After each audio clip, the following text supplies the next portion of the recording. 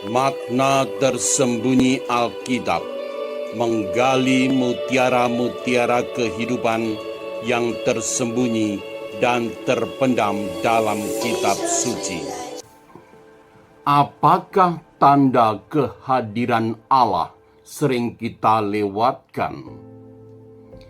Ketika hidup berjalan seperti biasa, bahkan ketika kita merasa semuanya sudah aman dan terkendali.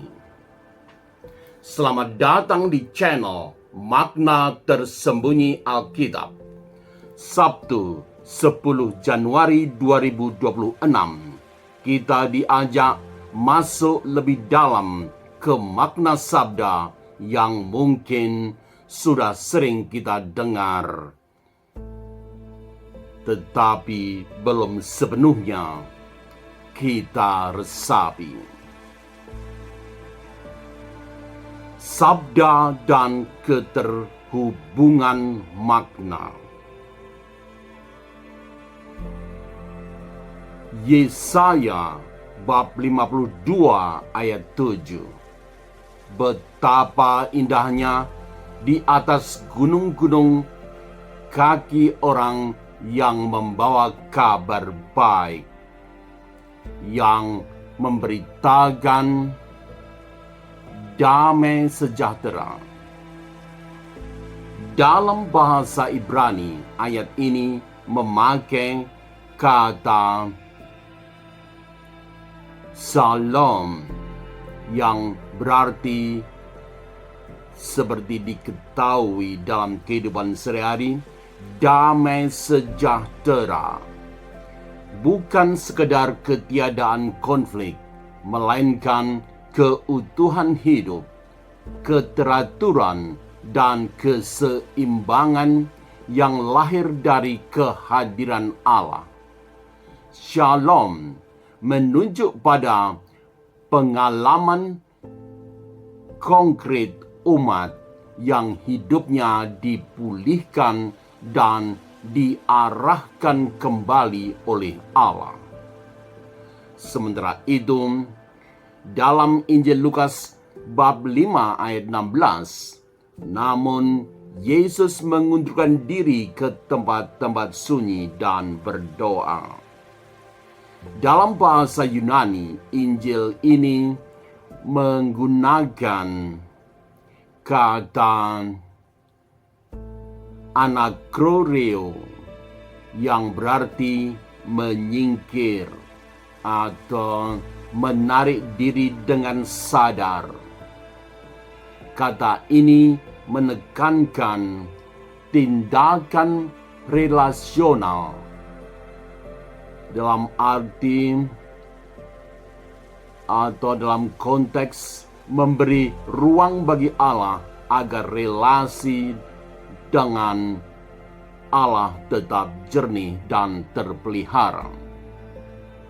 Hari ini, kitab Yesaya dan Injil Lukas saling menggemakan satu sama lain melalui kata shalom yang artinya damai sejahtera dan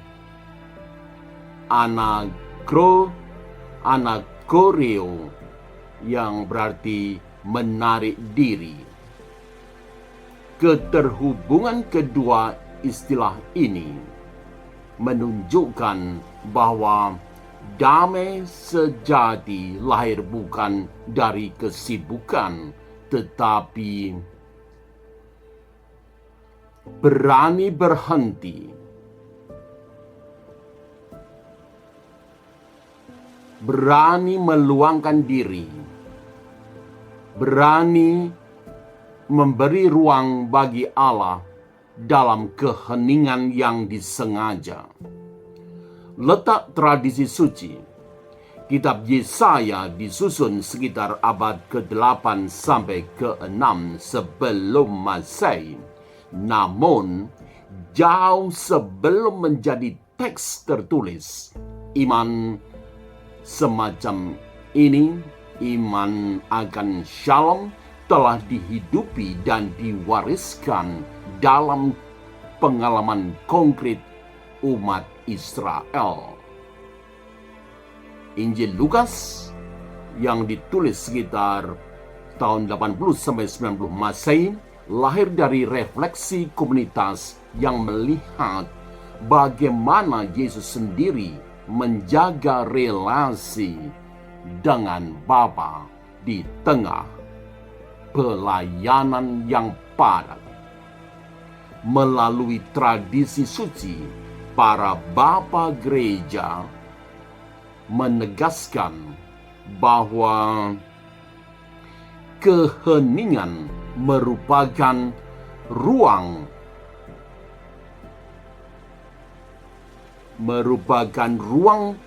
tempat hati manusia kembali selaras dengan kehendak Allah. Sharing singkat,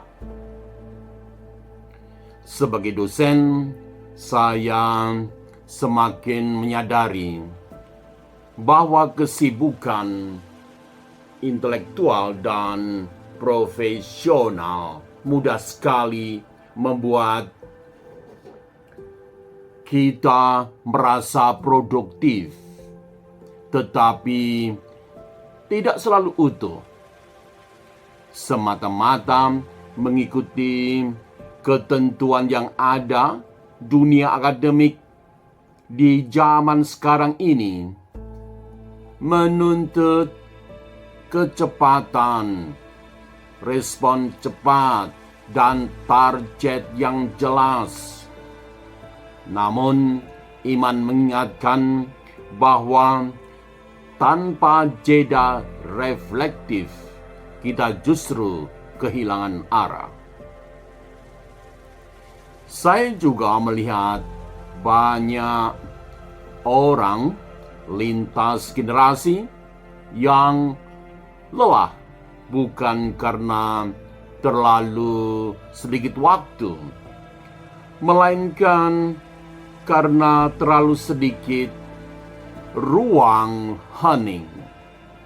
Di tengah dunia digital yang bising ini, iman menuntut kita untuk kembali memilih keheningan sebagai sikap bertanggung jawab. Refleksi. Sabda hari ini mengajak kita bertanya dengan jujur, di manakah shalom, damai sejahtera itu, dan di manakah anakoreo, sikap menarik diri atau menyingkir dengan sadar di tengah kebisingan digital. Apakah dengan begitu saya sungguh hadir dalam hidup saya? Selanjutnya, apakah damai Allah saya cari di luar atau saya beri ruang lewat keheningan yang sadar? Allah sering hadir bukan dalam hal spektakuler, melainkan dalam keputusan kecil untuk berani berhenti sejenak dan kembali kepadanya. Panduan praktis sehari-hari, hari ini di tengah kesibukan kerja dan profesional, cobalah menyediakan waktu singkat untuk hening.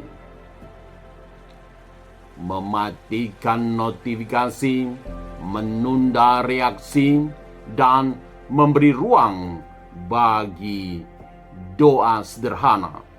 Di sanalah iman tidak hanya diucapkan, tetapi dijalani. Sebagai penutup, jika pelayanan digital ini bermanfaat, silakan subscribe, like, dan share. Terima kasih. Jangan lupa tuliskan refleksi atau pengalaman Anda di kolom komentar. Salam sehat. berkat bagi Anda semua.